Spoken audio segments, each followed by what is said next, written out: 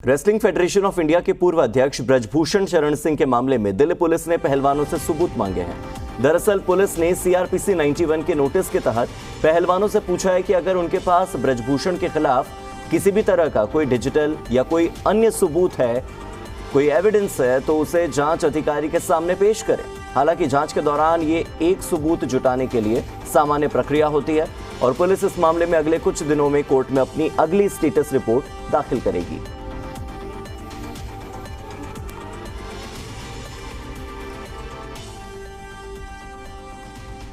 तो ब्रजभूषण शरण सिंह के खिलाफ जांच तेज हो गई है। ब्रजभूषण शरण सिंह अभी कुछ दिनों पहले एक कार्यक्रम में शामिल हुए थे और एक कविता के माध्यम से उन्होंने पहलवानों पर निशाना साधा था।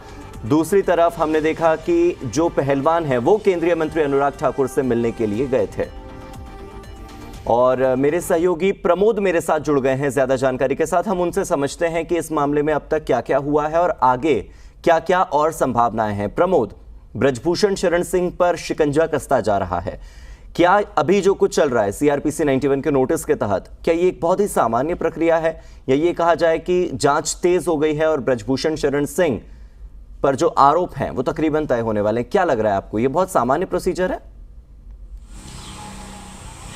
देखिए, एफआईआर दर्ज करने के बाद पुलिस ने अपनी इन्वेस्टिगेशन शुरू की थी। तमाम जो पहलवान जो शिकायतकर्ता थी उनके बयान दर्ज किए थे। न सिर्फ पुलिस ने 161 के तहत बयान दर्ज किए थे बल्कि उनकी कोर्ट में 164 के तहत भी मजिस्ट्रेट के सामने स्टेटमेंट रिकॉर्ड करवाए थे। और उसके बाद जो पॉस्को एक्ट का जो धारा लगी थी उसमें जो पीड़िता थी उसके 2 बार 164 के बयान दर्ज हुए जिनमें कि विरोधाभास है।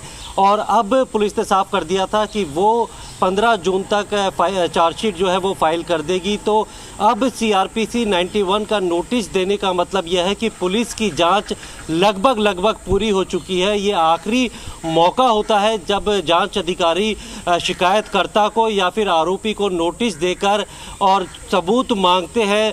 जो महिला पहलवान है उनसे एविडेंस मांगे गए हैं कि अभी तक कोई भी ऐसा एविडेंस उनके पास है जो अभी तक पुलिस की जांच में सामने नहीं आया है, चाहे वो किसी ऑडियो की शक्ल में हो, डिजिटल एविडेंस हो या फिर डॉक्यूमेंट्री एविडेंस हो। अगर कोई ऐसा एविडेंस है और वो अभी तक इन्वेस्टिगेशन में सामने नहीं आया है तो उसे जांच अधिकारी के सामने लाया जाए, जिससे कि उसे एग्जामिन करने के बाद उस सबूत को अगर वो इंडियन एविडेंस एक्ट के तहत कोर्ट में एडमिसेबल है तो उसे चार्जशीट का हिस्सा बनाया जाए। प्रमोद, हम देख रहे हैं कि कोर्ट में दिल्ली पुलिस की ओर से जितनी भी बार स्टेटस रिपोर्ट दाखिल की जा रही है उसकी एक जो कॉपी है वो पहलवानों के वकील को दी जाती है ताकि पहलवानों तक वो कॉपी पहुंचे।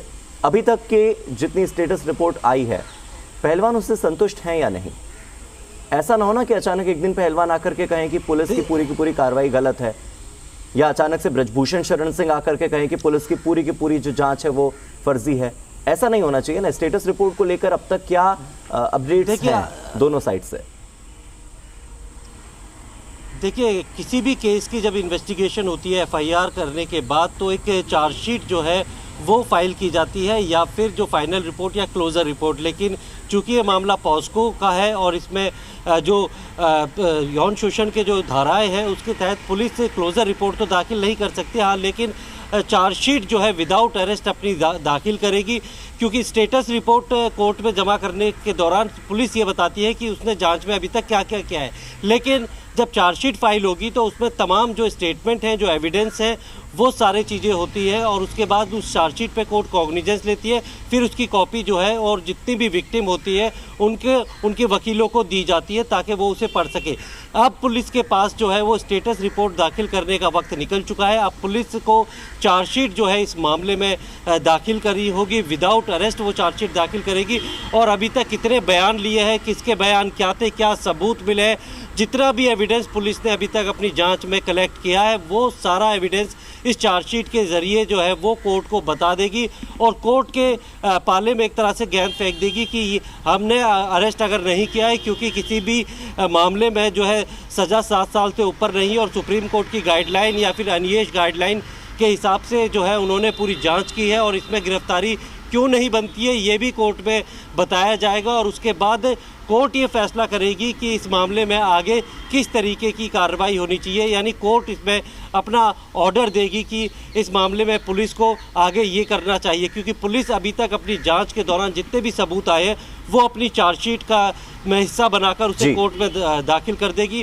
और ये भी पुलिस ने साफ कर दिया था, क्योंकि पॉस्को का जो मामला है 2012 से 2022 के बीच का बहुत पुराना मामला है, जब वो पहलवान खिलाड़ी जो है नाबालिग होती थी।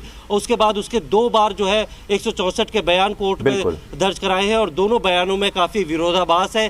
तो ऐसे में क्यों जो ब्रिजभूषण है वो दिल्ली छोड़ के या देश छोड़ के नहीं भाग रहे, गवाहों को प्रभावित नहीं कर रहे।